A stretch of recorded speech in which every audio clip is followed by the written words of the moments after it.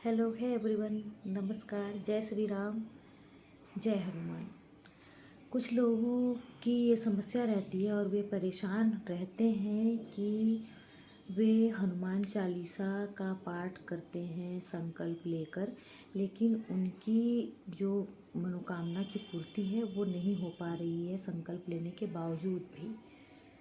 तो ऐसा क्यों होता है? आखिर क्या कारण है कि उनके संकल्प में ऐसी क्या गलती हो रही है जिसकी वजह से वो उनकी कार्य सिद्ध नहीं कर पा रहे हैं? तो ऐसा होता है कि कुछ न कुछ उनसे गलती अवश्य हो रही होगी, इसके पीछे कोई न कोई वजह होगी। वे हनुमान चालीसा के संकल्प लेने के टाइम में और पाठ करने के टाइम में कुछ छोटी मोटी गलतियां ज़रूर कर रहे होंगे, जिस वजह से उनका जो काम है वो पूरा नहीं हो रहा है और उनकी चालीसा जो है वो फलित नहीं हो पा रही है। तो हनुमान दादा जी की जब आप भक्ति करें, उनके संकल्प का पाठ लें, तो जैसे मैंने पहले भी बताया है कि नियम के अनुसार हनुमान चालीसा के संकल्प की विधि करते टाइम आपको कुछ विशेष नियमों का अवश्य ध्यान करना चाहिए। जैसे सबसे पहले आपको स्वच्छता का अवश्य ध्यान रखना है।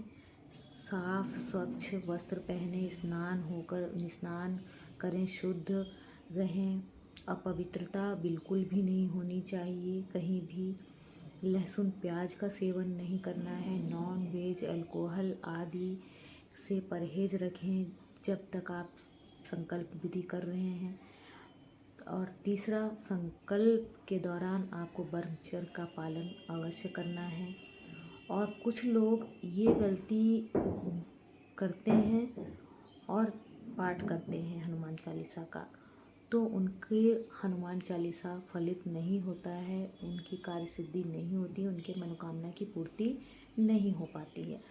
तो इन बातों का ध्यान रखें। और इसके अलावा जब आप पाठ कर रहे हैं, संकल्प ले रहे हैं, विधि कर रहे हैं, तो आपको जो नियम होती है पूजा पद्धति की, धूप दीप और भोग अर्पित करना, पुष्प अर्पित करना, ये सारी चीज़ें, स्वच्छता का आपने कर लिया, स्वच्छ वस्त्र धारण कर लिए, वस्त्र में अपवित्रता नहीं होनी चाहिए। हो सके तो लाल रंग का वस्त्र पहने, लाल या ऑरेंज पहन सकते हैं।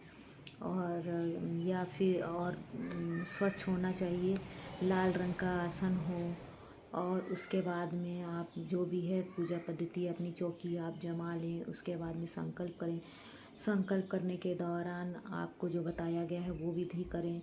उसके बाद आपको हनुमान चालीसा आपने बोल दिया कि मैं 21 बार पढ़ूंगी या पढ़ूंगा, लेकिन आप जब पढ़ने जाते हैं तो आप बिल्कुल तोता रट्टू की तरह जय हनुमान ज्ञान गुण सागर इस तरह नहीं करना है आपको कि भाई इतना हनुमान चालीसा मुझे पूरा करना है, कंप्लीट करना है 11 ये इस लक्ष्य को लेके आपको नहीं करना है कि आपने 11 बोला है या 21 बोला है तो मुझे जल्द से जल्द 11 कर देना है।